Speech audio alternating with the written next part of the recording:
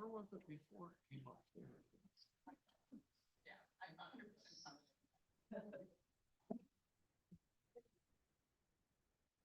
I don't know where it is right now. I said. That volunteer thing, I remember there was someone you had met before named Michelle. Michelle Hadaway? Yeah. Better, how long was that? Say big. Wow, even better. Yeah, they said in the letters.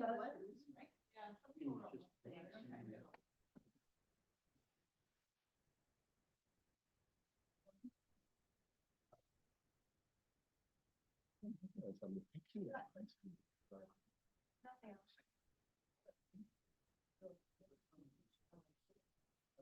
Well, when it. Yeah, I know. That we're gonna abolish this twice, and that's okay. Yeah. That's okay. All right. Not sticking around for our meeting, Is, Shannon's on the. So what Joe say that they could go and say they had that in 2020, did he say? I couldn't even find it on there when I tried Google and looked it up. Okay. Good. You get this every single time. All right, I'm passing this out. I don't know if this will come up. You guys probably already have that. I don't know if that's gonna come up in our discussion, but I know Allison mentioned it somewhere. Allison's over there.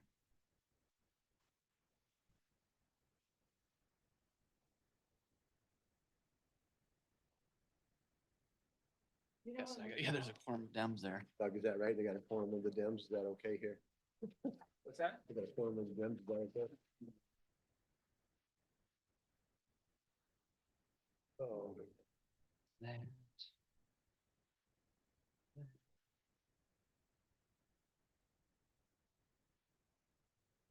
Gotta be out of here a little bit before 3. I got a park. Got a park. Jordan and everybody, huh? They joined that. Get some of that. Really?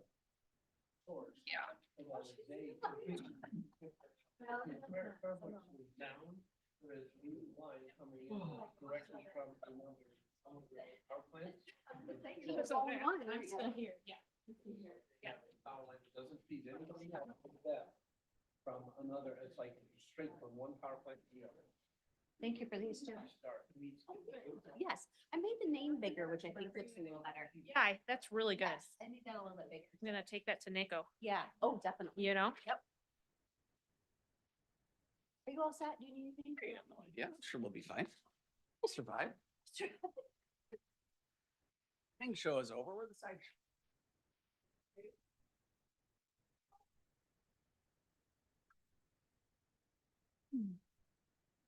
Hey, you got handouts. You just, if anybody needs them, yeah. I don't know if it'll be relevant.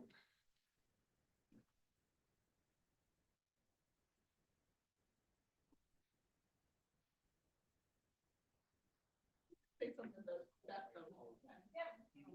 or I can just really. mean, she's not, but she has. Maybe. Probably already read it. From Brittany, not necessarily if she's not. So I don't know her last name. I'm pretty good at that. Didn't you say that? He's gonna add to some document, or write something that's written. Something. Oh, we're talking about it. The meeting tonight. Oh, yeah, because he wants to like have a packet we get hand to new candidates. Oh, I missed that part. Like that's a Oh, long. tonight was just like the whole mental health. Deal with the. I think that's the major portion of it. Well, that can be an all-nighter.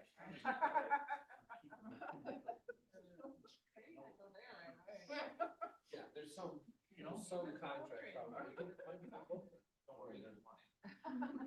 Any number of. Yeah, well, I'm also like 20 miles from home. I'm not gonna be. Instead of. Fridge is well stocked. There's a ton of beer there. They haul in, 90 carloads, 130, 130 each, Are there any other, In were there previous any locations. surprising I've heard outcomes some of from the meetings today? Coal-fired, So John McCarty's my new friend. turbines to gas. What?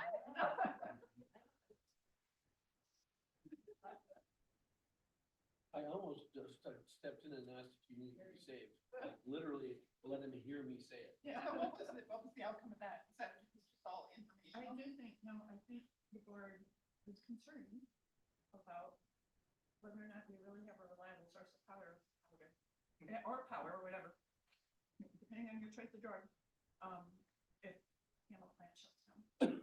And I will say, consumers did not do the best job in the world of allaying their fears. Oh, really? Well, and then, yeah, hearing about that study that was done, I forget what it is, but I held on to the name of it, They don't have any really. They do. the NERC study. They What, do. like, what is it? You have to think about it. What is wrong with my mind? I don't The state constitution, or maybe that's it. The state constitution gives, county commissions the authority to intervene. And I'm just speaking broadly, I can show you the text. And I made public comment on it, so they knew. And the reason I made public comment was because John McCarty was trying to push them to become part of a lawsuit regarding it. I'm like, stop, you don't need to sue anybody. You can intervene, you have the right to intervene under the state constitution. Matters regarding local power. Okay. How much local power comes from the plant? Yeah, some. It's just amazing. I mean, I had heard that Taken this long the to power get from that plant was work. elsewhere. Yeah. It does. For because discussion. it's a big plant. But I don't know, like. 3 months away. So that's awesome. It does. So, Yeah, they can wheel power all across the state, all across the county. ready to vote on another bucket. Let me read. Did anybody make the point that maybe we should be, one reason we should be slightly concerned about power is because of, potential Yes, tariffs? I want to choose. Because of what? Well, Potential because it's tariffs?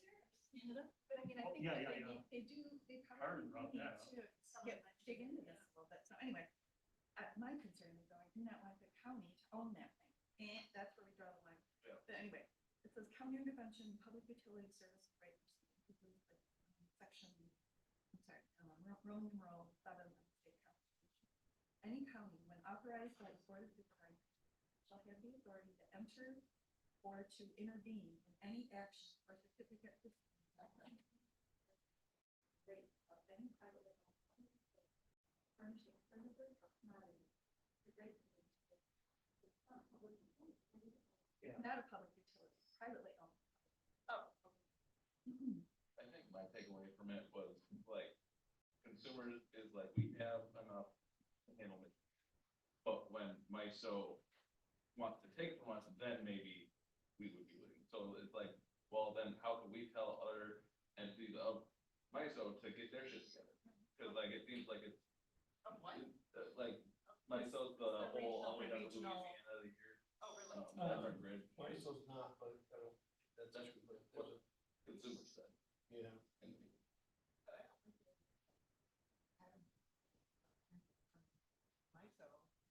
Right. Right. Article 7, did you see what section? 15, sorry. Yeah, so that's Oh, there it is. And I the was on it. implications of removing that from the tax base. They claim that it's not going to be removal from the tax rate that much, but we didn't get into that. Anybody who really wants to get into it, they're gonna have a Wednesday night at, Port Charlotte Township. Oh, are they? You get another crack at them. Wednesday night is Dems. Yeah, but, Port Sheldon does it early enough that you typically, and their meetings are usually so tight, you can typically go to the meeting and, end up in the Deb's meeting too, but I mean, well, I can because I'm only 4 minutes away, or maybe, 8 minutes from Yeah, that. you know what the weather report's supposed to be like? Yeah. Oh, when No, is that? no, I do know that that's could be trouble. I'm planning to Okay. visit the Dems. Yeah. But not Wednesday night. No, Thursday night.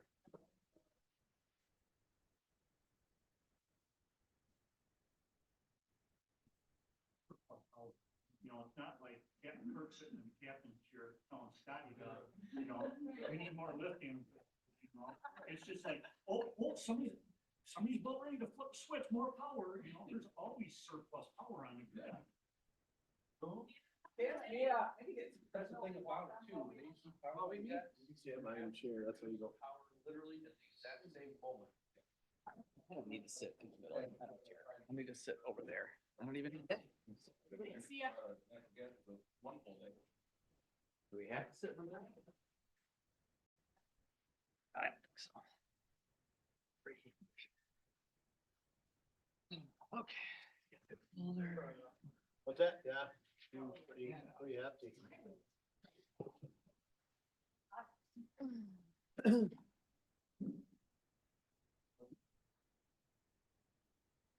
Policy. You gonna sit way over there, Josh? See any reason to sit in the middle? I do. I can hear you better.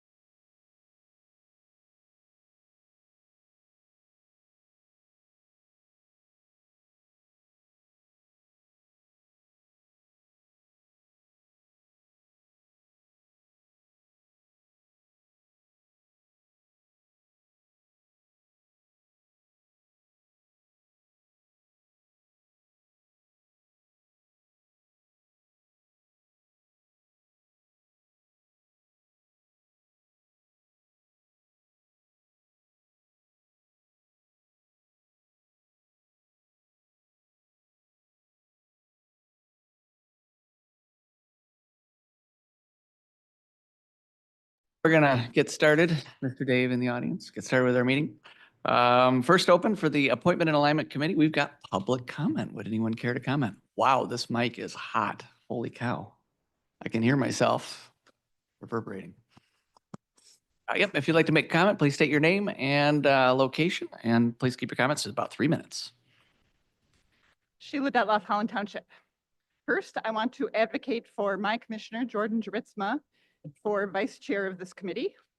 6 months ago, when I was helping Commissioner Juritzma's opponent with his campaign, I would not have envisioned myself standing up here asking you to put him in a leadership position, but here I am. That's because I've observed that in discussions in the meetings that have taken place so far, Commissioner Juritzma has proven that he has the ability to make fair and impartial decisions. And to me, that is the primary goal of this committee.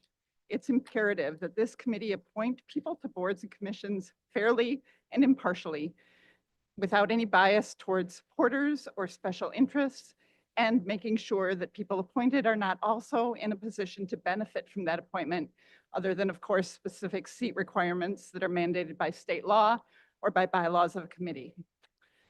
Second, Commissioner Bruger, I read your opinion piece this morning in Ottawa News Network. I think you are spot on in saying that you have a mandate to restore competent, transparent, fiscally responsible governance to Ottawa County.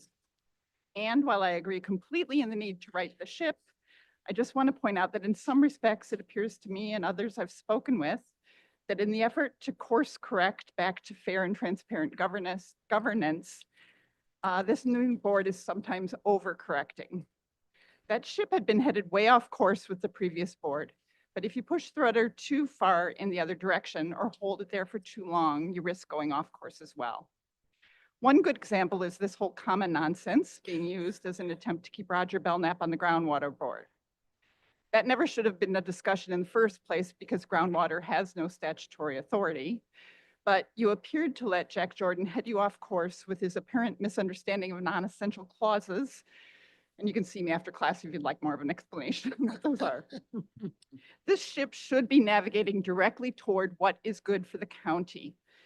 I'd ask you to please be careful to not be blown off course by every little wind or attempted delay from the Ottawa Impact Commissioners or the corporate counsel who is aligned with them. Thank you. Thank you, Sheila. Is there anyone else who would like to speak? All right, seeing none, I would like to entertain a motion to approve the agenda. So moved. Support. Oh, move and support. All right, discussion?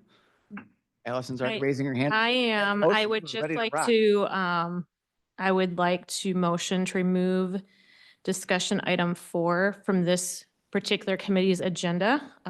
Respectfully, neither the chair of this committee or this committee have the statutory authority regarding the Housing Commission. Only the board chair has this authority. I suggested if this item is desired for a conversation, that it's moved to the full board of commissioners agenda. And just for some extra information, even within the minutes attached to your packet today, you'll see they're all from the Board of Commissioner level, not a committee. That would be my motion, just to move it to, if you want to have the discussion, which is fine, I would just move that it's not within our particular authority. And so I'm asking for a second on there, at least that we can continue this discussion. So we've got a motion to remove item 4. Is there a second? A So that we can discuss it. Second that Okay, for cool. discussion. All right, now we can discuss it. So again, just stating that I think it's fair that you want to have the conversation. And I just want to state that I think it belongs at the board level due to the statutory authority from the chair. Anybody else? I'm in favor of discussing it. I think, prior to 2023, all our housing commission appointments were made through the then TNR committee. So having this new body discuss housing commission makes sense to me, so. I'm sorry, what date did you say? When was all TNR stuff Prior to handled? 2023. So you're saying that prior to 2023, all the housing commission went through the talent and recruitment process. They all went through an interview process, and then it came to the board. And then what happened then? Is that what I'm That's just what I said, asking? What yes. what did the process look like in 23? Sorry to interrupt. I think that's a valid question, and both comments and questions are exactly why I have item 4 on the agenda to discuss today. I guess So again, I dive just into feel like that. it should be handled by the board chair, especially since the items coming in the packet that you put in there came from the board level, not from a committee level. Got it. Phil, you have any thoughts?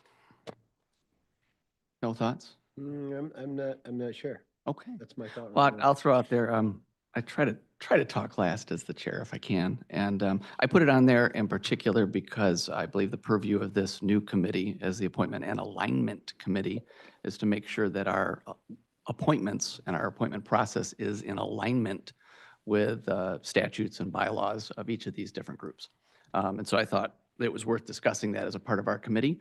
And then from there, as it's just a discussion item right now, if we wanted to make a recommendation to the entire board to look into it further with legal counsel, that would be an opportunity to do so. Okay. And I probably just differ a little bit in the sense that I would rather see our board chair take that direction and task us with the work since it is within his statutory authority. That's I'm just, So Josh, you're more or less saying that, I hear what you're saying, Allison, but you're more or less saying you want it up for discussion, what we should do with it and Correct. saying, so I can go with that. I mean, we're kind of having a discussion before we even get to it, so.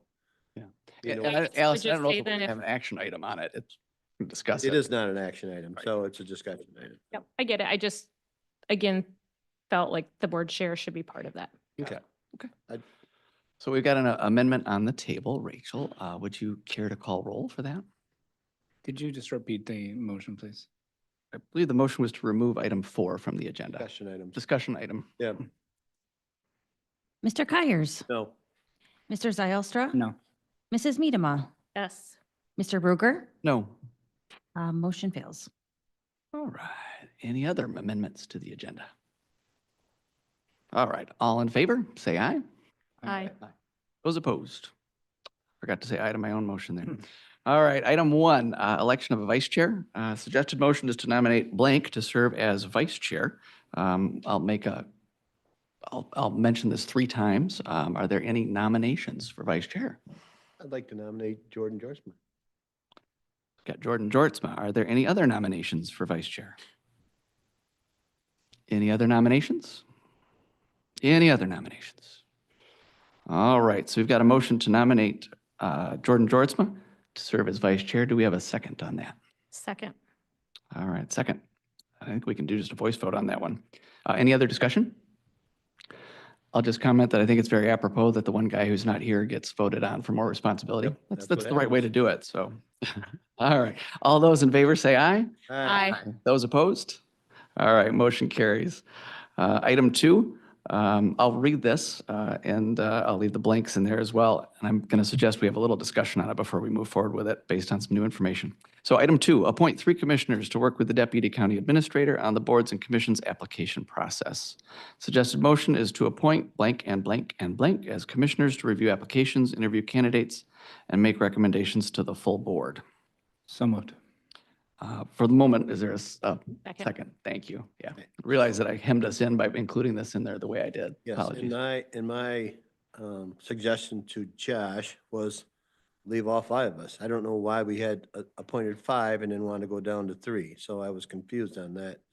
And that's my suggestion, that we leave all 5 of us on here. It works fine. 5 should be good. I mean, if we have it the way it was before and the way they bring it through us, I think it'll be fast and easy and it should really go really good. So I have no problem with having 5 on this board. Anybody else? Yeah, you, I'm not. you don't have to raise your hand. You can just No, go for it. I'm not Just small. opposed to that. I would just say, thinking forward for some things that we'll maybe want to discuss if it's all 5 times with interviews, especially in the fall. If that's something that it will be expected that all 5 attend every single interview, I would just say that time schedules in I'm just thinking forward. I'm not opposed to contemplating having all 5 and just looking at that aspect. Well, that's my thought. It's gonna be hard sometime to get all of us here. When you're down to 3, sometimes it's easier to get, 4 or 3 out of 5, and that's why I want all 5 of us here. So that was my Well, thinking. Doug said something similar to me. He also called me up on this one, but Doug, go ahead. No, I think what you're saying makes sense, but I'd see it the opposite. If we have 5, we'd only need 3 there, right? So you have a little bit of flex there. If you have 3, you need all 3. So scheduling is gonna be harder for 3 than it's for 5, right? Yeah, that was one thing I considered because let's just say that you're going through one of the, let's say that maybe 2 people don't make it to certain interviews. How are you then comparing the people you've interviewed? So there will need to be a process from my perspective that someone is maybe like the same people are committed to attending all the people who apply for CMH or all the ones that just Nope. something to consider. I think the optimal is that all 5 make every single, interview. But we give ourselves a little bit of flexibility there. And, Mhm. if we want to say, well, let's commit to having the same commissioners. We had 4 when we were on the subcommittee from 2019 to 2022. 4 commissioners when only 3 were required. It worked out well. Not everybody could be there, but at the end of the day, it gave us more flexibility, like Phil said. I'm good with 5, because I'll be committed, I'll be there. And I'm good with 5 as well. So I'd just like to make a motion to then amend the motion to appoint all 5 as commissioners to review applications. I'll support that. All right, any further discussion? All in favor, say aye. Aye. Those opposed? Okay, motion carries. Item 3, assign the deputy county administrator to review bylaws and state statutes as they pertain to appointments to the boards and commissioners. Falls in the alignment side of things. Suggested motion is to assign the deputy county administrator to review bylaws and state statutes as they pertain to appointment processes and terms starting with the Parks and Recreation Commission and bring forward recommendations to ensure compliance. Does anybody care to make that motion? So Make the moved. motion. Go ahead. So moved. Support. Moved and supported. All right, any discussion? Yeah, the reason I threw that one on there, I'll throw out discussion is just, and talking with Allison ahead of time and Phil even, who's been doing Parks and Rec for years, is we noticed that there's a few things that we haven't been doing even from the beginning. And so use that as our test case balloon to send to administration to look into it, work with legal counsel to come back with some recommendations. If we like that process, then we can maybe take on 2 or 3 at a time and just work through the different ones, so. And I would say this is in alignment. When Patrick Waterman was here, this was a task that he was starting to work on. Yeah. And so it would fall right in line with that work. Awesome. Even some of these things, if we have, a real conflict of interest, and we can't find the right thing, I think we can bring it to MAC. I mean, they have the legal counsel corporate there, and this will apply to lots of counties as far as I'm concerned. Mhm. Yeah. Yeah, and there might be a couple that you need to send it on to for a legal Yeah. review, but. But yeah, if we can avoid that and save some money, that'd be awesome too. So. Absolutely. Further discussion? All right, all in favor, say aye. Aye. Those opposed? Motion carries. Josh, just a quick question. Yes. I did want to talk about the last part of the motion on number 2, and we can add that as a discussion item number 8 if you'd like. Yeah, that's absolutely fine. Okay. What is? Just bring it up there at the end? Right. Okay, all right. Does that make sense? That makes Keep sense. that done. So in the motion for number 2, it says to appoint 5 members as commissioners to review applications, interview candidates, and make recommendations to the full board. I just did want to talk about that, make recommendations to full board part. Didn't get a chance to during the actual discussion of the motion, Did I but move too fast, Doug? a little bit too fast for me, but that's okay. Apologies. I've had too much coffee. today. That's all right. It's been an interesting day so far. All So maybe just add that as discussion item Okay. 8. All Is that right. Okay. Support that. Sounds good. Sounds good. All right, discussion items. Number 1, review legal counsel correspondence regarding the appointment process to seats on the Ottawa County Groundwater Board. We don't need a motion. This is just a discussion. So I'll kick it off. And I think you guys saw in the packet the discussion that Jack and I had. Apologies to Jack. I get frustrated with him. I said his comments were jello. Oh. I know that was harsh, but I had a little challenging time getting the answer that, I thought would answer the questions for all of us. And in the end, Jack concluded, I believe, if it's the interpretation of the rest of the group, that we are in need of having 15 at-large members with varying capacities and 2 county commissioners on the Groundwater Board.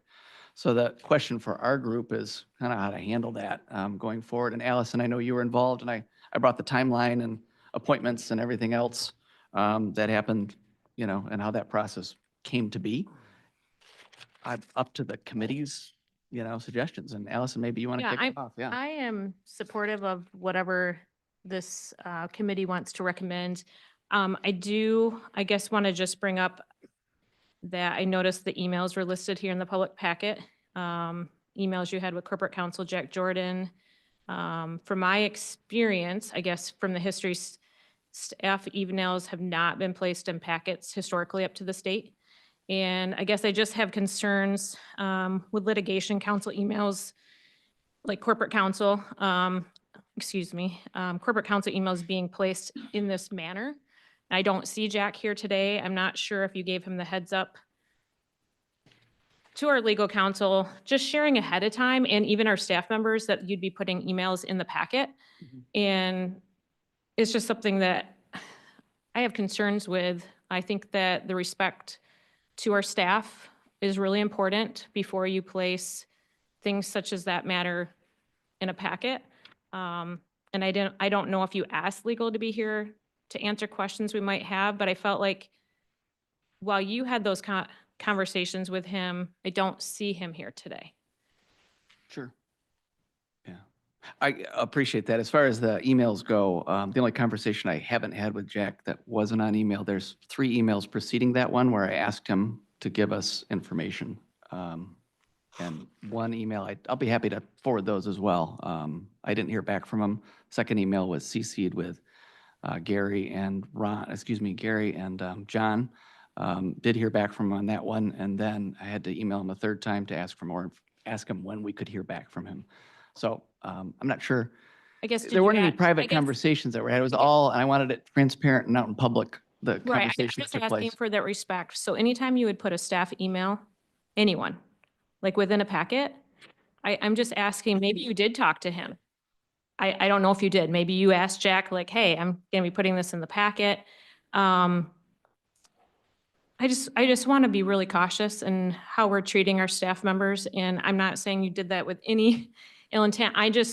Going forward, I just I- want to be really mindful of that. I appreciate that. Thank you. Okay.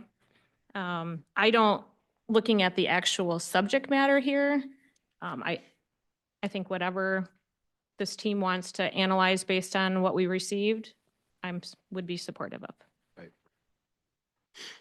Phil, or do you have any ideas on, I think what we have to do is, it looks like we have to ask one person from the Groundwater Board to step down. The timeline, I tried to include there just because it seems to imply that, it looks to me like Roger wasn't necessarily the last person appointed to an open seat. The last person actually appointed to an at-large seat was Mr. David Cracker. I don't know how, so it could be a question of David to see if he'd be willing to step down. It'd be a question of Roger if he'd be willing to not sit on it.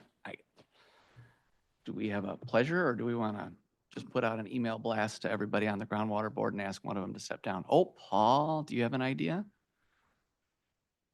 Come on up. Yeah, we're just spitballing ideas here.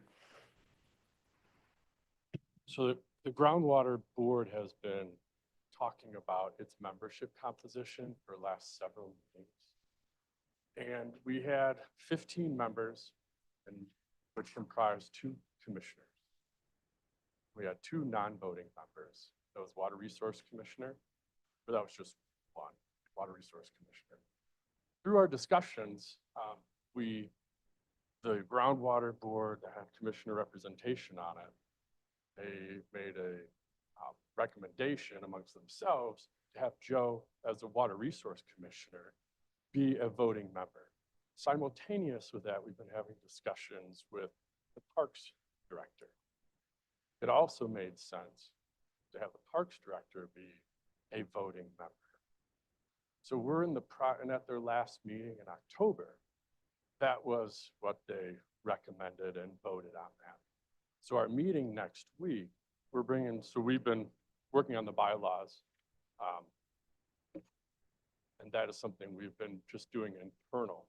For bylaws, it does not indicate that it needs Board of Commissioner review as a advisory only body. So that's something we can talk about as well. So moving into next week's meeting, ultimately with the bylaws that went into the packet, those weren't what we're sharing with Groundwater Board. We actually have, we're looking at 19 members. And from a staff perspective, that's really helpful because we keep adding expertise to this board that serves to support us. So that expansion and being advisory only and not having any statute governing the Groundwater Board, they as a body have been adjusting their composition. So you'll be I guess we'll be making making Joe and the Parks Directors voting members? Is that what the change is going to be? That is correct. So it'll be 19 total voting members on that board. Gotcha. Thanks. I think that makes sense. We still have to get down to 15 on our other thing. I don't know if you had any suggestions on that one. 15 on which? We have currently 16 at-large members sitting on the groundwater board, and we need to get down to 15. So we're trying to figure out how to bump one person off, or maybe if there'd be anybody, has anybody expressed interest in not being on it? What 15 are those? I think where he's referring to is Roger Belknap's still on there. And then you have all the new, I think you appointed 2 new commissioners to sit on it, Correct. correct? Yep. And then your other seats that, your different, So the adjustments that you're making with the changes to the bylaws are great, adding those 2 members. Irrespective of that, we have too many at-large members, too many non-commissioners or non-water and non-parks guys on the board at the moment. the conversation that's come up is, I think, the differences in understanding the bylaws. So when I was taking a look at it with Ben and Jordan, at the admin level, when we were taking a look and reading and understanding, from our understanding, it was that Roger, just because he wasn't a commissioner anymore, didn't necessarily mean he wasn't on the groundwater board anymore. And so, but there were differences of thought process there from new incoming commissioners. So when they came on, they appointed 2 new commissioners to sit on the groundwater board, which potentially maybe we only had 1 spot for, if Roger were to stay on it. And I think that's where the difference was, is whether or not we were going to put 2 new people on right now, or if we were going to ask one of them to come off, such as Roger. Correct? Correct. Yeah, almost, I think. Jack's interpretation by email in the board packet was that we have that the language of the bylaws and of the, just of the bylaws stated that we would have 17 total members before your changes, suggested changes, 2 of which are commissioners, and 15, which will be various seats. And so right now we have 16, and we need to remove 1 individual from this board. My suggestion might be just to send out an email to the groundwater board to see if anybody would be willing to step down. I think that's a good place to start. Then we don't have to vote somebody off the island, so to speak. I don't think you can send it to the entire board, because some of the seats are were defined as they applied for them, such as the scientific community and well Correct. drilling. It'd have to be and- the at-large seats, Yeah. because that's what Roger is an at-large. Yep. Correct. Okay. So that'd be, if I'm looking at this, David Craker, who also happens to be the last person who was put on there. Maybe between Dave and Roger, they can just do paper, rock, scissors to see who stays on. Anybody else at This- large? And just correct me if I'm wrong, but we are agreeing then as a committee that the interpretation then is that we are 2 currently serving county commissioners will always be on the groundwater board. Is that the understanding of this committee, of Correct. how all of you read the notes that were in the packet? Correct.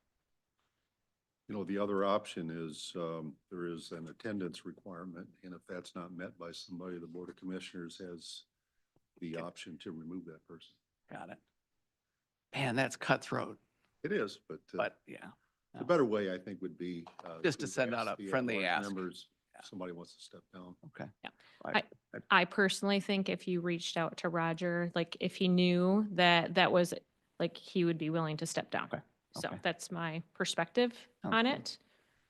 Yeah. So, Well, if the committee is okay with it, I'll reach out to Roger first, and if Roger doesn't want to, then we'll go to Plan B, which is maybe to reach out to Roger and David and see where we go. That's good, Josh. Cool. All right, number 2, legal counsel correspondence regarding the appointment process for the Materials Management Planning Committee. I don't know if you guys had a chance to review that. The question at the primary board meeting in January was whether or not we could appoint Commissioner Moss to the Materials Management Committee without having him go through the application process, as was traditionally done with talent recruitment, and which Jacob Bonema went through. My interpretation of Jack's opinion was that we could decide if we wanted to actually have Joe go through that process or if we just wanted to appoint him to it. That was my interpretation. I don't know if anybody else had a different one.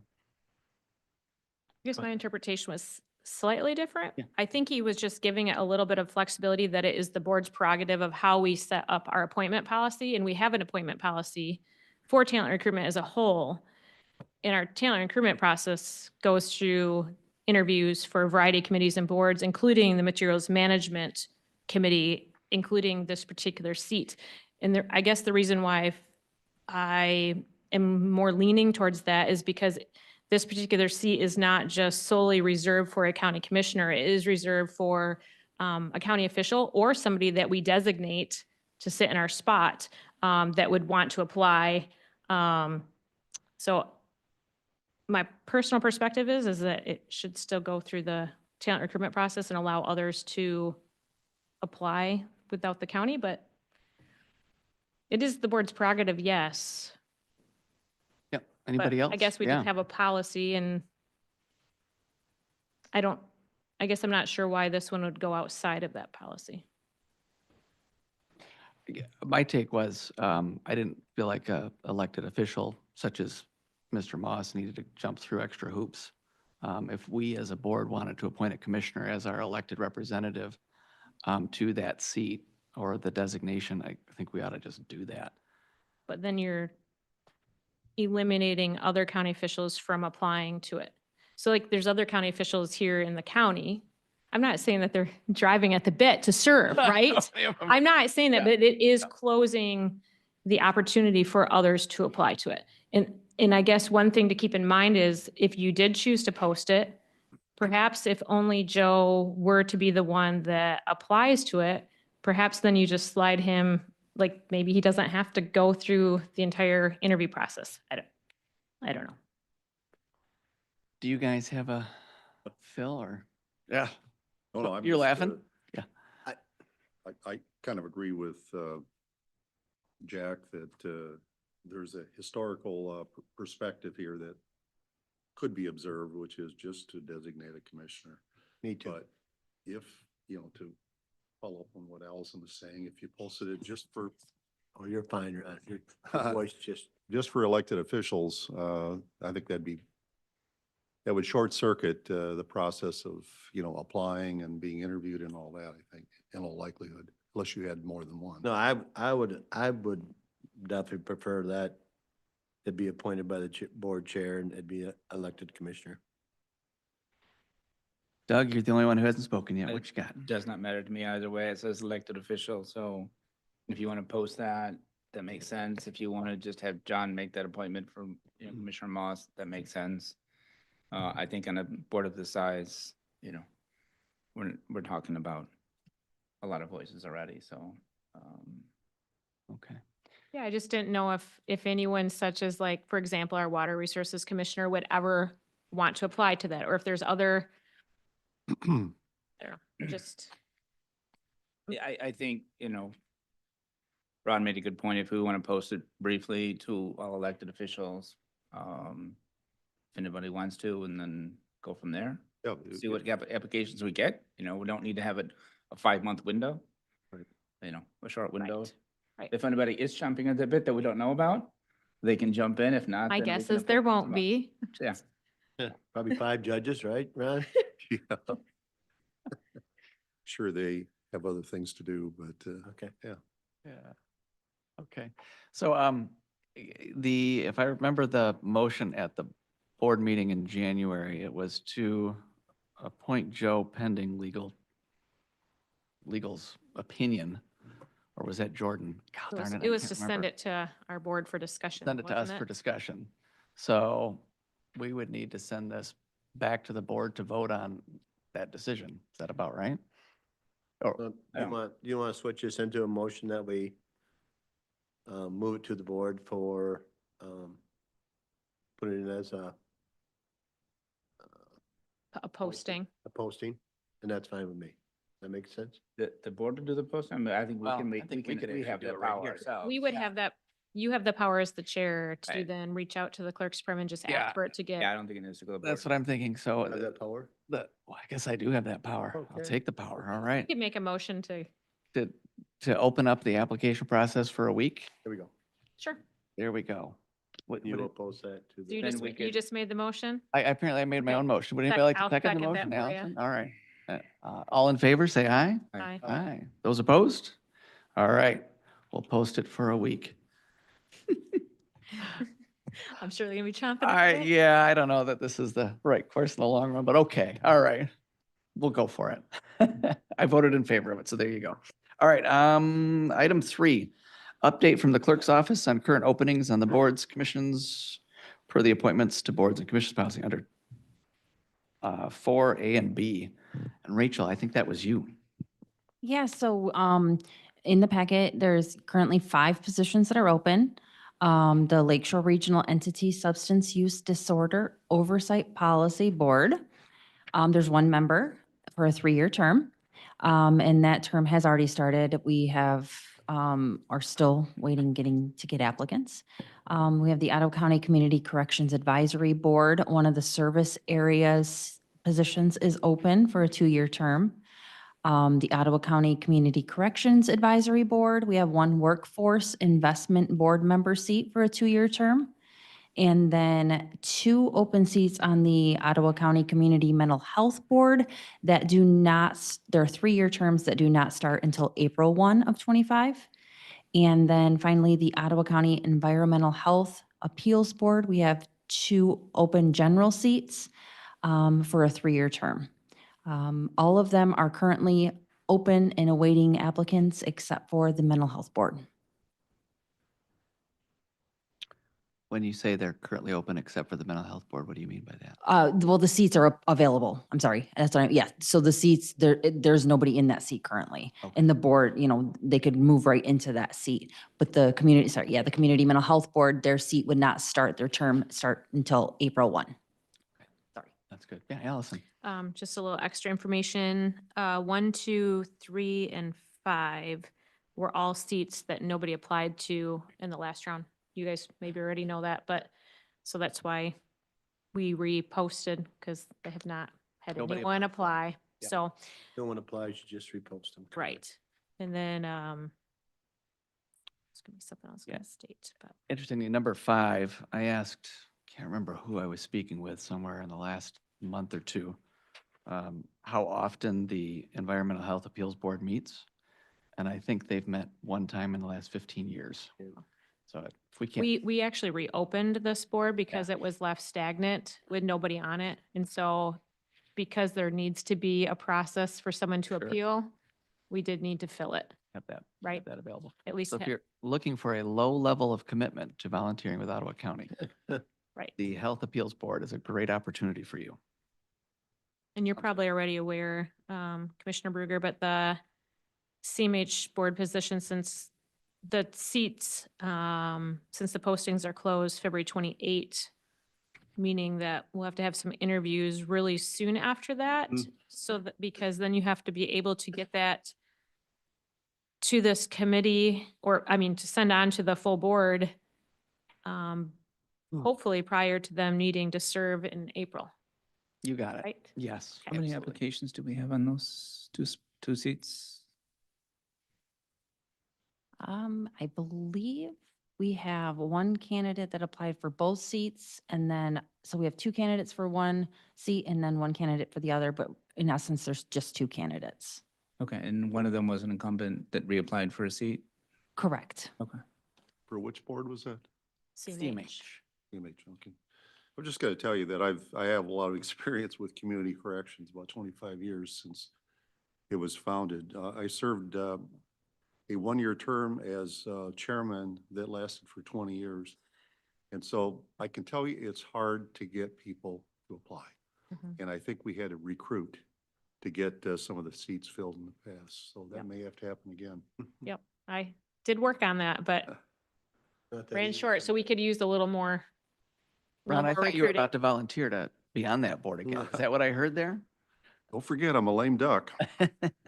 Gosh, I gotta be excused, okay? Oh, do you? Okay, all right. Oh, see you, Phil. Sorry. And that may be true of some of the other boards, More that left. you may need to actually recruit and contact people that you think would fit their requirements. Yeah, and sometimes reaching out to the point person, they may know. Few people who might be interested in that. Mhm. Yeah, that's good. And to your point, Allison, on the need to set up interviews, I think I was talking with Rachel already about setting those up in March, as soon as we have the application deadline closed. So that'll bring us probably to item 7, which talks about our next meeting, which we can get down there and kind of talk about that. So good deal. Well, Phil's gone for number 4, review housing commission appointments made. The reason I put that on the agenda was just that there are a number of contradictions between processes over the last few years. And I think you saw that in my note. And I don't think we're going to solve that today. It was just to highlight that there are some inconsistencies in interpretation over the years and application of the different statutes over the years. And at some point, we'll have to agree as a board on exactly what the right process is. I don't know that we're in full agreement on that yet, so I wanted to put that out there. Well, we definitely need to agree by fall of this year, right? We have one, who is coming off? It's, I'm not sure. I On don't the have a housing date commission? right on me. Yeah, I don't know. I can remember some, I think we got, don't we have a Clint and a Holly and a Holly. Patrick Harmon? Holly is up. So her seat, whether she seeks reappointment or not. Yeah, Holly Um, Cole, you got it. So, I think we'll have to have decision made by then. We had our ordinance approved in 2006, reviewed by us, for us by Hager Consulting in 2010. They never highlighted any any issues with either the ordinance or with the bylaws. When we restarted the Housing Commission, we're well aware of state law, but we felt comfortable with the ordinance and comfortable with the bylaws. Did you guys previously, Doug, appoint people with a full board vote, or did just the chairman? So, yeah, so what I was saying before is, let me just kind of, when we had the discussion with then Administrator Vandenberg to restart the Housing Commission, we went to talent recruitment and said, get us 5 members. I was one of the 5. I was lucky to be appointed. There were 7 applicants to the Housing Commission in August of 2019. For the public's benefit, Doug has the agenda from the August 31, 2019 meeting in his hand right now. I'm impressed. Sure. That's pulling back there. That's cool. It's all right there on our website. We got a great website. I think we were well aware of, state law and, I don't necessarily as a contradiction, our bylaws, I'd say as a compliment. And when we took another step back and said, let's put this in the lap of talent recruitment, we didn't need to do that. But we felt like, I was working to reestablish the Housing Commission, and it was also on talent recruitment at the time. This idea was, yes, state law says this, but let's build up a process that the fairest and most inclusive process possible, right? And that was to put in the lap of talent recruitment to get us 5 members, even though state law says, the chair can make that appointment, right? So I don't necessarily see that as, contradiction. I see that it's more of a compliment. It's more of a layered approach. I understand that if you want to go straight to state law, we wouldn't need the talent recruitment to be involved. We wouldn't have to have board, approval. But I think it was a good idea then, and I think it'll be a good idea going forward. But I'll kind of leave that up to other folks to weigh in. I would just say that we did use talent and recruitment for the process of gathering applications. So the applications came in and then they got put in the chair's box. And then I don't want to speak on behalf of Paul, but I believe there may have been dialogue there also with the strategic impact and looking at some of the individuals and looking at our current housing needs. Currently, I don't think any action is needed yet because as we know, the expiration, the timelines for their seats, right? Right. I think it's also important to keep in mind the state statute trumps everything else. Yes, it is within the board's prerogative to decide if you want to put extra parameters on bringing it for a vote at the board level, right? Right. If Chair Teeples wants to do that, I'm like, I think it's within his prerogative to do so. Right. But that would be up really to the Right, chair. the chair could easily say, oh, Ottawa County bylaws for Housing Commission, I'm gonna set those aside because state law says this, right? In the past, when we set up the Housing Commission, we said, okay, here's state law, we get that. Here's bylaws and ordinance which say this, that, you know, the chair appoints with BOC approval. But let's take another step and let's throw this in the lap of TNR, open up those applications to the public, get them listed on the clerk's site and bring as many folks in.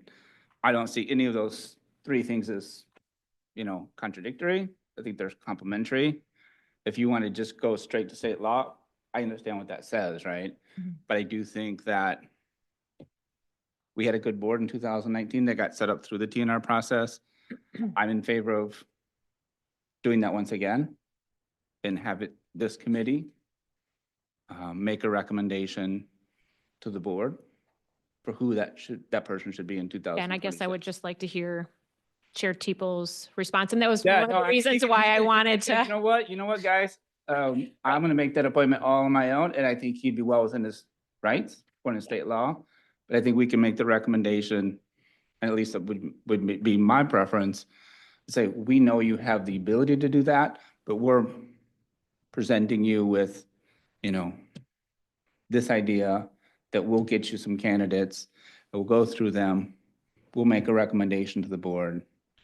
And at the end of the day, the chair can say, appreciate that, but I'm just gonna go with state law and ignore that, right?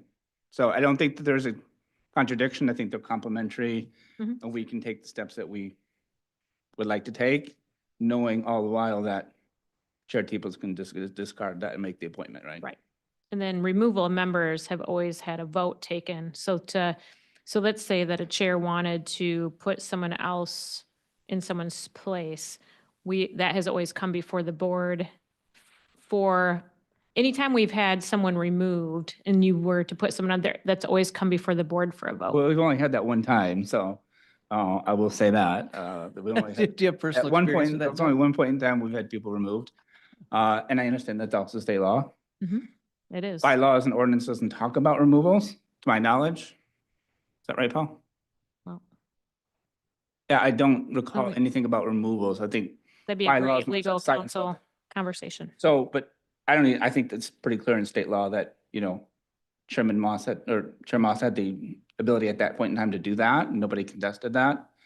I mean, my hope is that if we do our job and get the Housing Commission with vibrant members, that we won't have to remove anybody, right? Yeah. So, And this is all great discussion. The reason I wanted to put it on here, I think the other thing for me as well is that I want our bylaws to line up with what we actually do. And right now, our bylaws state that these appointments are subject to the ratification out of Board of Commissioners. Yeah, there's a lot of bylaws that don't necessarily jive with certain things. And You so I got it. think there's, So if we're going to make a decision as a board that it's up to the chair all the time, then because we're going to follow state statute, then let's just remove that whole line because it doesn't matter anyway. But I will say, I like the process. I think we ought to have talent and recruitment do it, just like you guys did. I think it ought to go to the full board for vote. And I know that contradicts state statute, but where do you start and stop? So I would think we say gotta customize compliments, that. but- Compliments. I would just say one thing, and that is that the word shall is used. And that's mandatory in law. And it's very clear that by both options, I'm looking at 125-642-65654, excuse me, section 1. Both options for appointment are spelled out there. They both actually have the chief administrative officer making the appointments. Yeah. They talk about ratifying in effect who the chief administrative officer is, if not elected, but they don't go the next step to say that you've got to ratify who's appointed. So, I mean, it's mandatory language. That doesn't mean necessarily you can't take one step beyond that, but I. Yeah, and I think you make a good point, but I mean, to say, it says to be appointed, I mean, we're basically, John knows he has veto power, right? But we're saying here, we've done this process. Right. We think it's a great process. We know state law gives you veto The power. only problem I see with it is if somebody that John appoints is not ratified by the whole board, then you got a problem. What do you mean? Well, if he appoints 5 people, but the board says, I don't like number 5. We all know that he has final authority, right? And he can veto, right? But if we give him an option in November of this year, and our recommendation is this, and the board votes on this, and he says, yes, I am appointing this, thank you for your help in getting this person in front of us. He can also say, I'm appointing X person despite what you all say, So right? Gary, I That's think true. The last part's true. yeah, he could override us. Is He So essentially, we're Override still you. fulfilling state law. But you can't override him. we can't Can't override. override him. We all That's what I'm recognize getting that. at. You can't override. Well, him. no, I didn't say that. That's why it's a layered approach. I mean, we're working as now an A&A committee to get a recommended candidate. Board votes on that recommended candidate. John, at the end of the day, can say, appreciate that. But, and we knew that, back in 2019, when we saw the bylaws and we saw the ordinance, that at the end of the day, and I think Greg was chair at that time, that Greg could have just said, thank you, but I'm going with this person. We knew that. But Right. at the same time, we felt like this was a more inclusive process. And I don't think we're breaking state law by doing this, as long as we recognize that, yes, John has the Well, if you authority to compare listen. it to the United States Senate, for example, Trump appoints or nominates somebody to be a cabinet secretary or whatever, and the Senate has the option of saying no. Right, we're not, this we're case- not in this alleging case, that. you don't We're- have the We're option saying, of we're saying saying the no. opposite. We're putting in somebody, we're nominating basically somebody, and John is saying, yes, that's fine, right? Because state law says to be appointed, but at the end of the day, John says, thank you. We can craft that motion to read that way, but I think at the end of the day, it's all implied that John has that authority. Yeah, And I we're mean, not infringing on what the state law. board is doing as a whole is kind of meaningless. I wouldn't say meaningless at all. I think it's very impactful. I think that, the fact that we'd have 5 people bringing somebody together, bringing all the candidates who want to apply, doing interviews, bringing a candidate forward to the board Right, but. that as we far as- recommend, I'm sorry. and that, that we recommend and the full board votes. I think that's very meaningful. And at the end of the day, John can always say no, but we've done substantial work that I think is beneficial to Ottawa County residents. Ron, why don't you go and then Allison's got to. Well, I guess I'm just, the statutory authority is given for a reason. And when we look at other positions within our state or federal government, there are things that, so for example, when someone's running for president, they pick their vice president, right? Same thing if you're running for either MyGOP or on the Democrat side, they pick who they want as their vice chair. It's not a vote that's taken in the sense that I'm given that authority to make that decision. It's the same thing how the state law is given here at the county level. I understand wanting to provide feedback, and I don't think John is opposed to feedback, but I don't think necessarily it should go before a vote taking away that statutory authority. Yeah, I guess I'm just saying, I don't believe we are taking away that authority if we know that at the root of it, he can veto, You're right? looking We're at not it taking away his authority whatsoever. We're adding in value. in a practical sense. Are we giving him some information about these candidates That's that is helpful? That's fine, Right. but the board as a whole can't contradict I mean, the John. motion can be simply, we recommend following candidate Yeah. to be appointed by the chair. But I think we've added a lot of layers of value there to get to And that then- motion. As long as you understand, John doesn't have to agree. No, I think state law is fairly clear that he has that authority, but I think, Well, and having the public understand that. Yeah. So like, we are only 11 people. If you had a chair that differs from you and had somebody different, I think that could possibly put the chair in an interesting position. It's just something to keep But I in think the interesting mind. position is a good position for him to be in, because at the end of the day, John is one of 11, right? And we've talked about this many times over the last month and over the last 2 years and 6 years, right? That the chair is one of 11, and state law here gives John pretty clearly, the authority to appoint. But as 11, we're gonna give him a recommendation. If he wants to ignore that and appoint somebody else, state law gives him that power. But, as a board, we'll say, this is our recommended candidate. All good stuff. I'll just wrap us up and then we can move on to the next one. This is exactly why we're discussing and why the Appointment and Alignment Committee exists, whether we discuss it here at the full board. I think what we'll end up doing most likely is, my hope would be that the alignment of the bylaws would be something that may be on a future agenda in this committee to direct staff to try to work to make the bylaws more aligned with what state statute reads. And I'll throw out there right now, they read subject to the ratification of the Ottawa County Commissioners. But that's, I guess I Not just want for- to add, ahead, I'm go ahead. probably, this is what I've already said, but I guess, we have the bylaws and ordinance for Housing Commission for a reason. They were written the way they were written for a reason. Lindsay Hager went through those in 2010, right, Paul? And didn't flag that at all, right? And, I think that adds value in saying the bylaws need to stay what the state's statute says. I mean, we're not contravening state law by saying this, we're adding another layer of value. So, sorry, I've already said that twice or did. 3 times, so.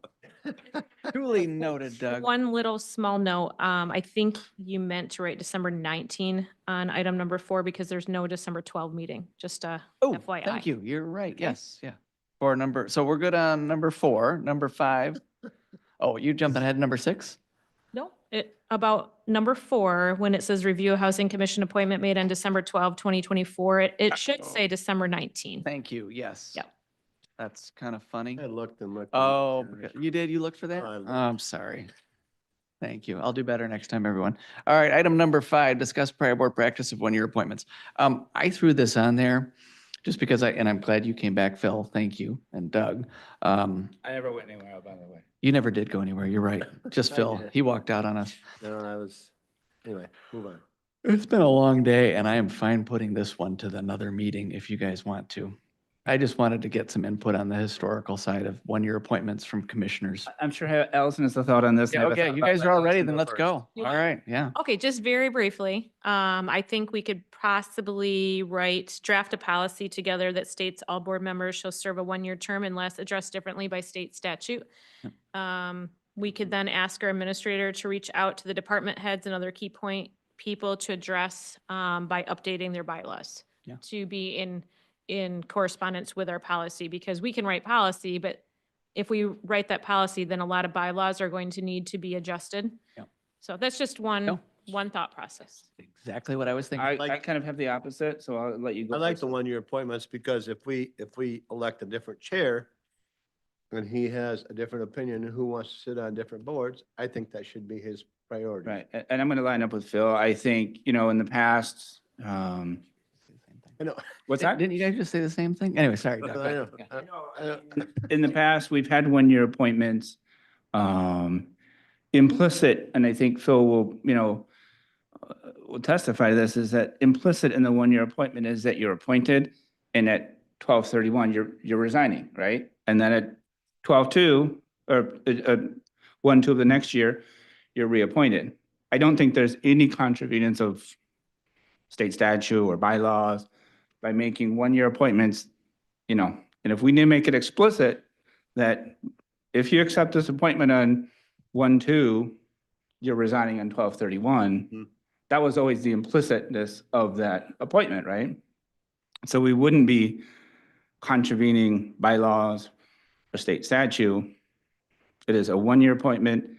It is termination date was 12/31, you resign on that date. And then for 1 day, those boards don't have anybody on there, then they're reappointed. And it could very well be that many of those people will be carried over the next term. And it wouldn't be But it gets that chair, that flexibility. and it wouldn't be near as confusing if we didn't have what we happened this year. Usually it's not that way. Correct. So when we were understanding, right, as we're reading, it would provide a lot more clarity. Absolutely. And You would talk to the chair before the next year and say, you know, yes, it'd be much easier. So if I'm following, the easier fix is with ones that do not have a state statute Mm-hmm. accompanying to it. correct, The that's more- why I thought that little that's- clause. Yeah, for the clause, that Uh-huh. fits.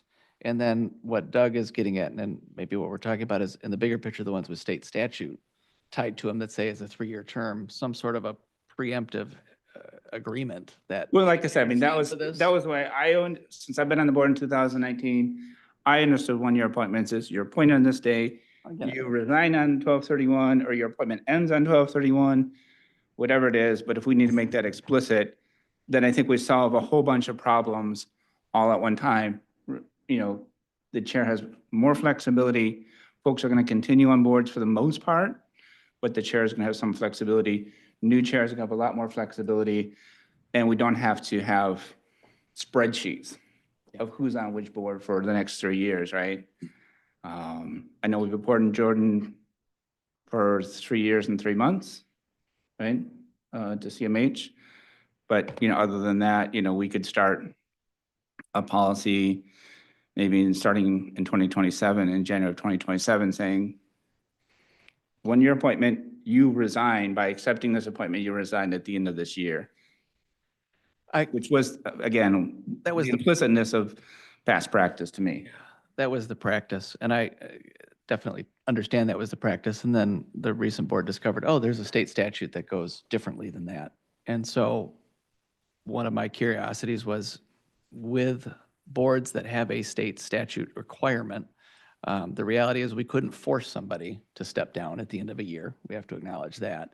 But if at the beginning of the year, as long as it's announced on the front end, the gentleman's or gentleperson's agreement is, according to our bylaws or whatever policy that we come up with at the board, is that you're, as you point out, Doug, stepping down on 12/31.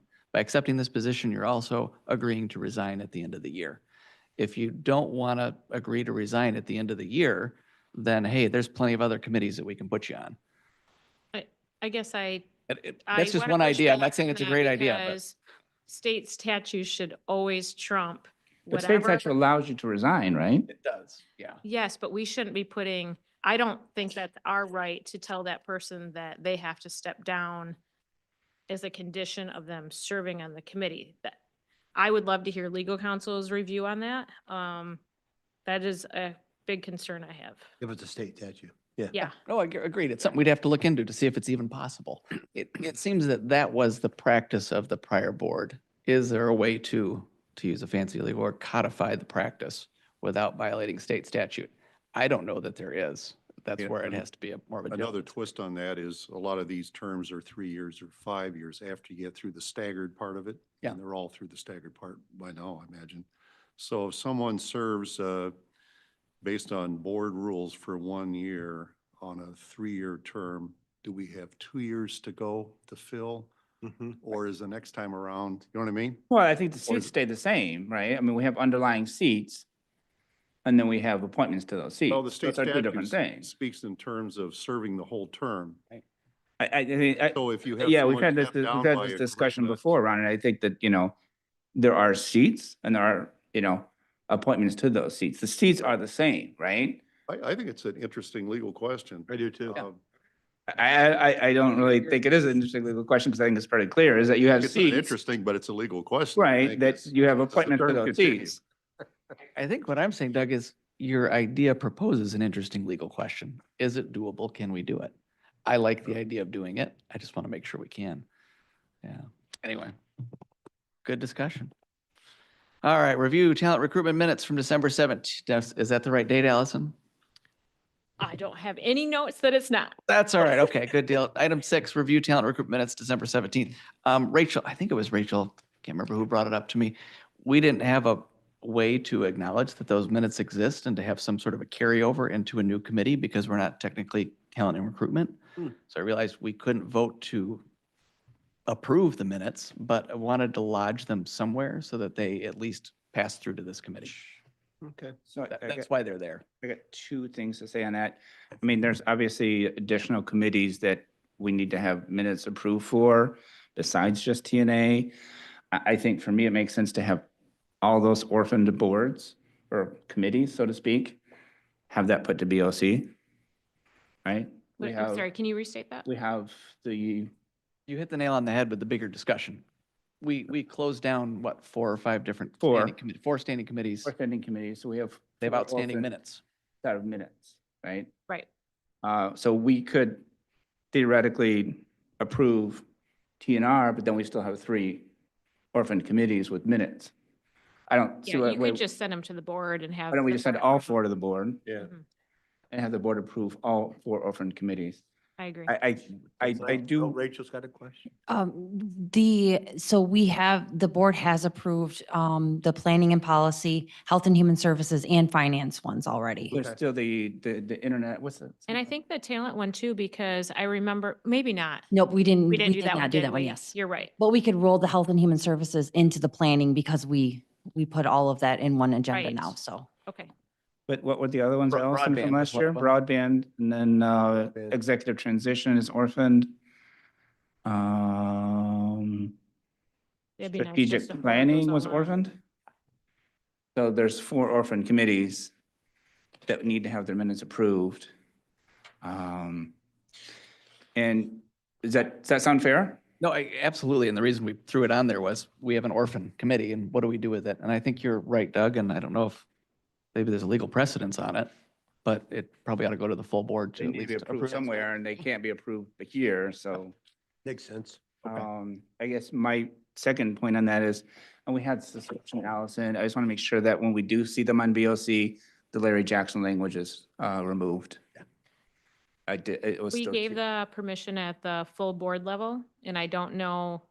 It talking didn't get to the- amended on the minutes Can we yet. do Yeah. that at, where can that take place at the talent level? Can that take place here to amend minutes?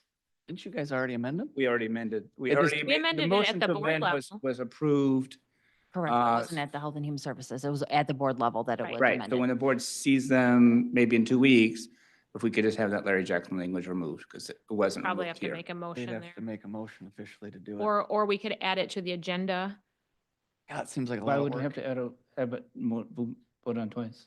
Well, you guys amended the Board of Commissioners minutes to Right, remove it, but not talent but you recruitment, didn't amend talent and recruitment's minutes. because we haven't approved them I know, yet. I guess, So yeah. it's just a- we can make the motion and just do it simply at our next Board of Commissioner meeting. Is anything simple at our meetings? I hope, That's I a hope that one is consent, right? simple. Yeah, That one will be very simple. okay, that'd be a good way to do it. So we'll maybe get with John to add that to the agenda. Yep, that'd be So- perfect. All right, discussion, sorry, anything else on that? You guys good? Can I just, I would like to make a statement regarding the Vonnie Vanderswag thing, because I haven't had a chance yet to put it on record at this level. I think at the last county meeting, when we had talked about the CMH positions, I unintentionally misspoke regarding a motion to place Vonnie Vanderswag on the CMH board. I had stated that Vonnie hadn't applied in the last round of volunteer positions, and I have reached out to apologize to Vonnie, and I also put it on my county Facebook page and I sent it to you guys. But if you don't mind, I wouldn't mind just reading my email that I put on social media, because not everyone is on social media. Would you be okay if I said that? I think that's brilliant. Okay. So my email to Vonnie and the board, and that I also put on social media, was, hello, Vonnie. I wanted to reach out to tell you how sorry I am. Last night during our Board of Commissioners meeting, we had an action item to discuss appointing you to the CMH board. I stated several things, some of them my opinions, that I believe that the board should follow proper process in giving equal opportunity to the people of Ottawa County to apply to serve on that board. I stand by that statement. However, I realize now I made an error in stating you had not applied or interviewed during the last round.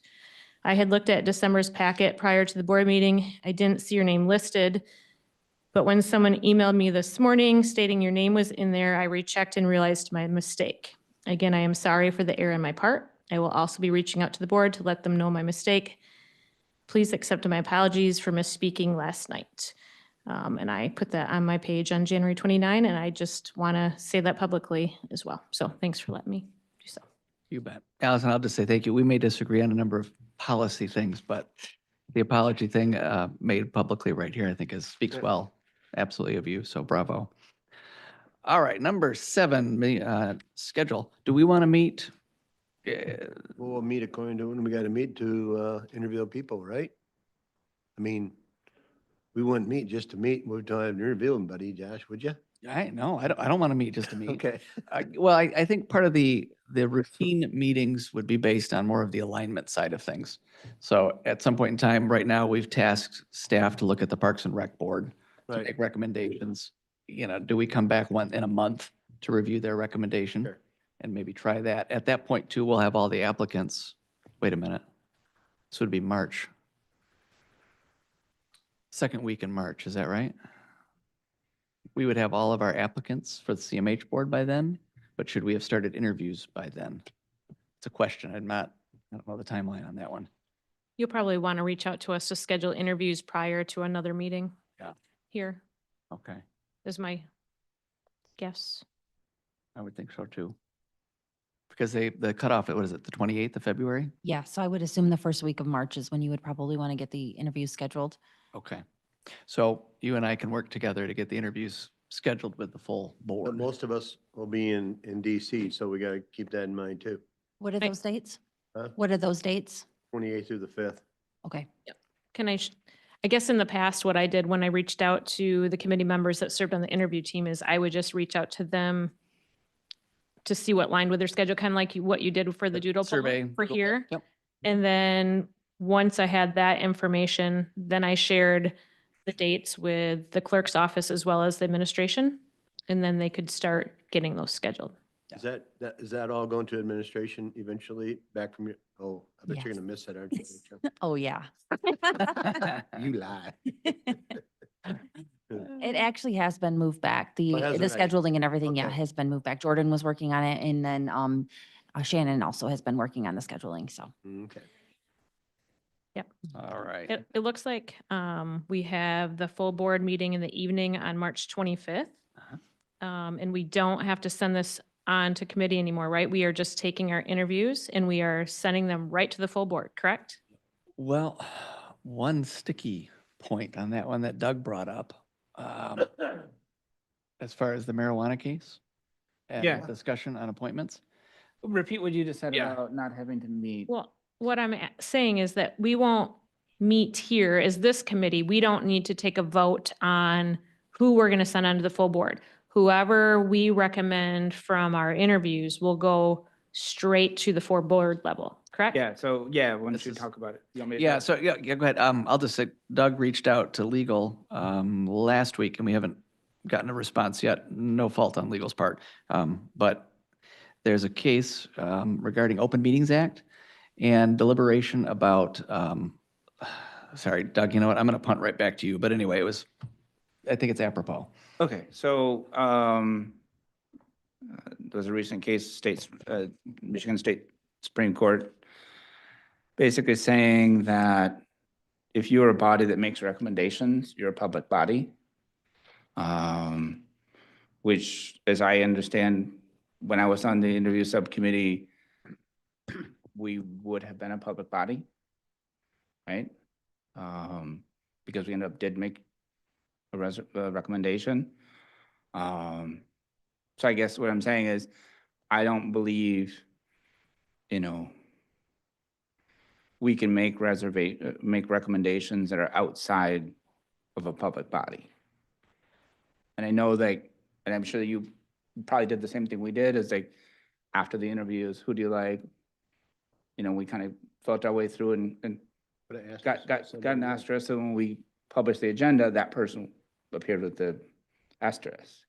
My understanding of this, the ruling is that process would have to happen inside of a meeting, right? You would have to have 5 names, no I'm tracking asterisk, with you. and that you'd have to vote in public. Mhm. Probably not the most comfortable, but also at the same time, could be good. If that is something that legal counsel agrees with, right, the interpretation of that, practicality speaking, we could just schedule a meeting to be right after our last interview. And then you would go in here and take your votes and then send it on to the full board. So I like that idea. What we did with TNR previously is had a meeting right before the board meeting. So we met 45 minutes for the board meeting. We would have the agenda and, you know, if everyone's in agreement, no asterisks, go through, you'd have to take your notes during interviews and saying, who do we recommend as a body? And then pass it on to the So board. nothing would be on that agenda of the recommendations yet. Those recommendations would be made. At at the, that com- at that A&A, you know, half hour before, and it, you know, it's gonna be tough when it's a morning meeting. So pretty much we really need a talent recruitment committee. You do need to convene at some point, and we convened, when Frank was the chair, we convened like 45 minutes to an hour ahead of the actual board meeting. Made our final recommendations. You know, if we do indeed think that this ruling affects us, we would have to take that vote in the A&A prior to the meeting, the board meeting, and then, you know, do a handout at the meeting, say this was the result of this meeting. How does that work for public transparency Gotta be on and the agenda. like you wouldn't have it at the full board level in the next hour. That packet gets released like Thursday or Right, Friday so prior. there is a problem with that. We had a couple different board meetings during those 4 years that I was on there where it happened before and the board meeting didn't have that asterisk. We can also do a standalone meeting outside of that. Yeah. When I would prefer it not being right before the board That's meeting. fine too. Or, Yeah. you know, They have to be posted 18 hours before, correct? Yeah. just a notice, not the actual, From you a know. practicality standpoint, on the main board meeting's agenda, is there just an item that says motion to select somebody blank? We don't know who for CMH? Well, if we're gonna have the meeting substantially before the board meeting, It could have that. then it can have the results of that. Yeah. If we're gonna do it, say 45 minutes before, then it wouldn't.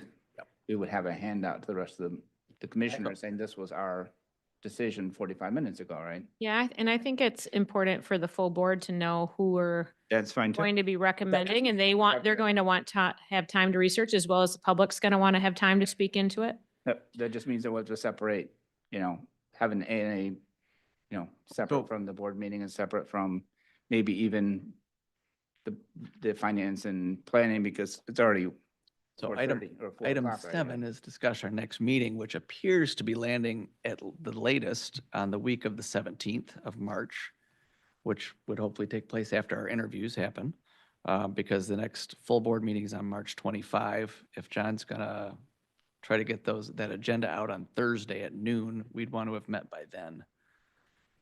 I've got another little twist Got a on this twist? issue. I received an email thread about background checks.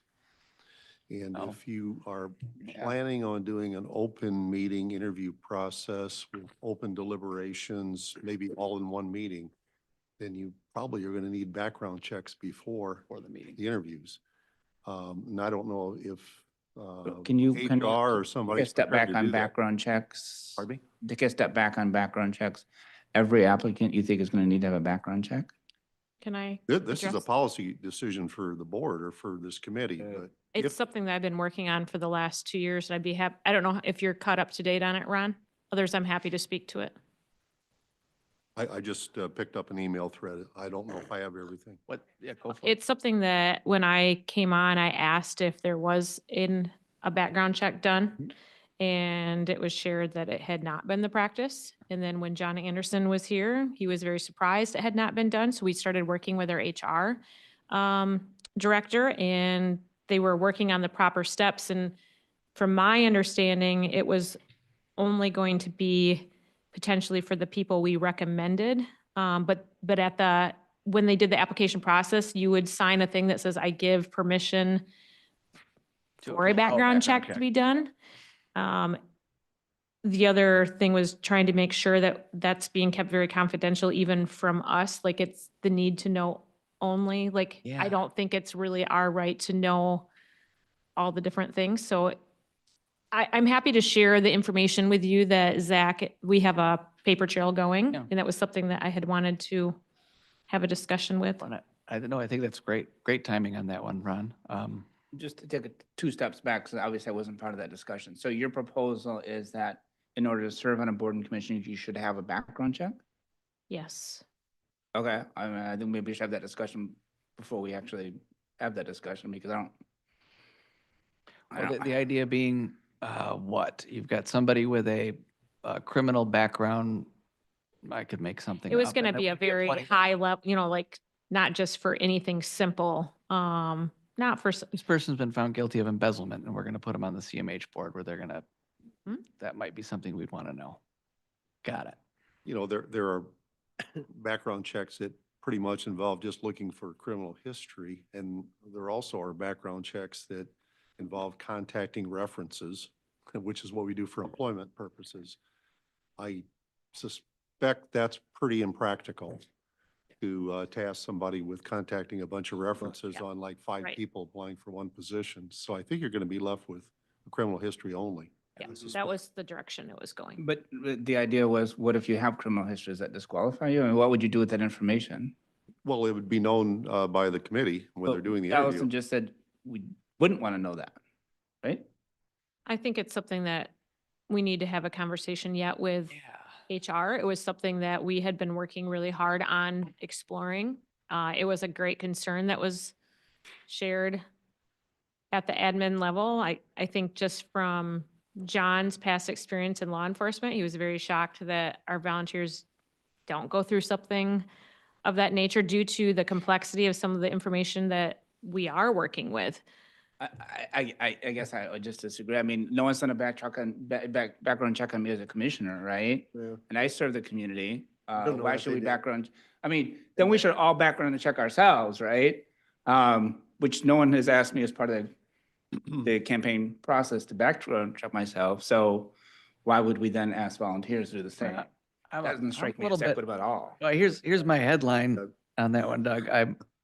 We've got somebody who's been convicted of molesting children, and we've appointed them to serve on a committee or a board where they're in contact with children. And that's going to come out in the news, and We we don't did do have a to know what background. they I did. would, We just have I'd a. feel have a- awful. HR Have just a is like, notion on, just have an asterisk on there and we don't have to know what they did. We just don't appoint them. So that the idea would So, be, so the idea is that if you've committed a crime, you can't serve on a board and commission? Depends that on what the you're crime. saying? I mean, if it involves truth and veracity, for example, someone has been convicted of embezzlement or thievery, that means a lot to me, at least Yeah. if I'm picking Okay, but somebody to again, serve in a public Allison capacity. just said that's something we shouldn't want to know or shouldn't have to know, but yet we're still gonna You- take this step. us personally, as commissioners, don't necessarily need to know every little detail about somebody. I'm saying somebody has to house the information. And typically that would be an HR department. Okay, yeah, No, we can discuss. Again, it. this one wasn't on the discussion thing, but Yeah, it is nope. something that, So you're pretty uneasy with this, Doug. I am, because like I said, I mean, we all serve here as representatives of Ottawa County residents, 11 of us. Nobody did a background check on any of us, but yet we serve in a fiduciary role.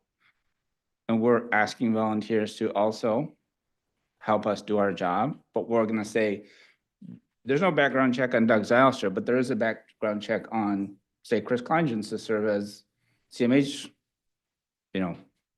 do we have Director. background check I on don't- staff members here at the county? I believe the answer is yes. Every employee goes through some kind but of. they're not background check. employees. I mean, Well, you were they're elected, volunteers. you were elected by your constituents, and That's a that's big kind of a de difference. facto background check. Your opponent, I'm certain, would turn up something if there's Doug, something I there. think that- my Surely opponents Doug, probably checked my background pretty good. background checking you, Doug, whether you like it or not. But, so I guess what I propose is, the background check, let's put a little thumbtack in it, and come back, and maybe there'll be some more conversations behind Maybe the a scenes. great discussion item on your next But I think it agenda. may be a discussion item, maybe even action item to vote on whether or not we do, and then at what level. For now, though, can we agree to schedule our next A&A meeting for, I'm just gonna throw out Thursday, God, that'd have to be the AM. The purpose of this meeting would be to review the applicants. We will have already done our interviews, and the purpose of the meeting will be to make recommendations to the board on who we're going to appoint to the CMH board in what March. day was that? I'm just throwing a date out there, Thursday, the 20th. I can do a doodle poll if you guys want. Thursday, the 20th of April? of March. March. Wait, sorry, you're right. Do you want to schedule the interviews while we're at it? And then we have to schedule the interviews ahead of that. So Yeah. let me do a little doodle thing again. Okay. We don't have to pick the date right now, but just know that we're going to need to meet sometime in that week of the 17th if we're going to. Well, maybe it's easier to fix the meeting because then we can at least have that on our. Yeah, okay. What If what you date guys did you want say to right now. again? Sorry. I threw out Thursday, the 20th. It would have to be an AM meeting I in can order do that. for John to get the chair to get the. Will that give packet enough together. time for the packet to get added, the extra material? Yeah, it'd have to be the information on the applicants and everything else. Because from experience from I don't think that's enough time. admin, it takes a lot of, depending on how many applicants there are, it can take a little bit of time to get that added. What is your concern, Allison? My only concern is because the Board of Commissioner meeting meets on the 25th, Right. if we're going to meet on the 20th, does that give can copy the and paste. packet enough information? They can copy and paste everything and then just add the asterisk. Yeah, right? we're gonna have all that information already together on our let's say we got 5 applicants, we'll have their packets in front of Okay. us, and that's already gonna be created, so And just then be a we'll matter of just copy forwarding and it on. paste that Yeah. and then if we have a morning meeting on the 20th, we'll have our recommendations done by 11. And it might be all day. If some can make it in the morning, some can make it in the afternoon. Depends how many people we got, correct? Oh, this wouldn't be the interviews, is those a- will have already taken place, this will be our deliberation about those who. Like we who we're interviewed recommending. And who we're recommending.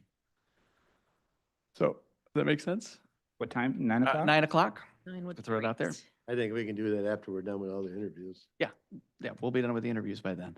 By 9 o'clock in the morning? No, they'll have taken place the week before, maybe by Zoom, maybe by whatever, we'll do the I'm doodle just poll. saying, I don't know if we gotta come all the way back here 9 o'clock after we get done with all the interviews. That was the issue about scheduling it before the board meeting, but if we don't want to do that, then we're going to have a standalone 20-minute meeting, right? Or longer, hopefully not that much longer, but. I'm saying when we get done with all the interviews, we should, in my opinion, I would know who I would want on there. Or you wanna go home and review them and look over them and. Well, let's do this. Let's propose this. We schedule the meeting for 9 AM on March 20th. If we decide to have that meeting sooner, right after we do the interviews and we can notice it correctly, be happy to do that, and then we can just cancel this meeting. But at the moment, we at least have something on the calendar. Is that good with you guys? It's a public meeting, it's gotta be posted. Yep, right. Okay. Yep. So for now, 9 AM, March 20th will be our next official meeting. All right. And if we can figure out a way to not do that because we've already done it, great. Yep. And then you can do a doodle poll for the And then for the interview. interviews. Yeah. All right. Good stuff, everybody. Gotta do a motion to adjourn, Mr. Chair. Actually, I gotta do public comment again. Oh, that's right. Yeah, anybody? Also have Doug's discussion. Oh, sorry, Doug. I think we already kind of caught that out. We did 2 at one, so I appreciate that. Sorry. Okay, so you Just did. the idea that we're going to have interviews, preferably Zoom. Yep. You know, those will not be public. Those will not be Oh. publicly noticed because there'll be no recommendations made during that session. Meet on the 20th at 9 o'clock, deliberate, make a recommendation. Those recommendations will be passed along to the BOC at that point. That covered your. And item that, eight. and that for me satisfies this ruling that we can't deliberate in a non-public setting. I would like to hear legal counsel's take on that because that was just a discussion item. No that we problem. took. I don't, Yeah. you can definitely talk to Coleman on that Okay. one, but I don't think that there's really any. Well, I Mac- don't really Mac- have much Mac to had- share because Sure. you haven't sent anything. as I far can as- send you the Michael Myers piece, which is pretty straightforward and just says, look, I if guess I you're, would ask that you would forward that on to corporate counsel and then you could copy us on. it. I did talk to corporate counsel last Thursday about this and Lene said she didn't have time at that point, so. No, I think we'll get corporate counsel's opinion on it to be sure, but at the moment, we're gonna deliberate on the I can 20th still send you anyway. the piece though. Yeah, absolutely. We'll get their opinion on whether we need to deliberate openly and publicly, but I'm all in favor of doing it anyway, so. Just being very conscientious again of people, like as we're discussing them, they're volunteers, right? Seeking to serve our community, and that would be the last thing I'd want is to have people not wanting to serve due to our conversations. So I think it's going to be really, if that's what we're going to do, we're going to be really need to be mindful of that. It's not something necessarily I want to do, but I think that's something we have to do. right? I mean, we have to have open discussion for our recommendation process. I think it worked when we were in, you know, the subcommittee, and I'm sure it worked for you.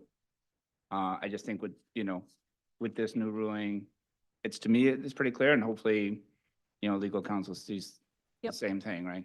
Yeah, taking a vote on someone is Yeah. fine. But we do take votes on people all the time, right? Well, And we do have just- deliberations. I think it'll be incumbent upon us as we discuss people to be aware of what we're doing, right? Choose our words wisely and be respectful of others. All right, public comment. I already saw some heads shaking no. Oh, never mind. Please state your name and voting jurisdiction and keep your comments to 3 minutes. Mr. Barnowski. Arnowski, and I'm from Port Sheldon Township. Struggling to stay awake and failing in my attempt to use the force to shorten the meeting. I thought of how I would organize the different meetings. And I think the first thing you could potentially do is take every one of the purely advisory board created positions, group them together on the spreadsheet you use, make the annual appointments, and just give them 1-year appointments. Gather all those others that have statutory requirements into a different section, and put footnotes describing those requirements, because it will make it easier for us when you make those appointments to us who will be reading it in January or whenever you make new appointments, to understand the difference. That was the biggest thing. And the keeping things very short, I would bring to mind the idea that John Anderson being surprised that there were no background checks might have something to do with the fact that John Anderson made his money doing background checks. All right, thank you, Mr. Barnowski. Anybody else? All right, seeing no one further, let's call this meeting adjourned. Thank you, everyone.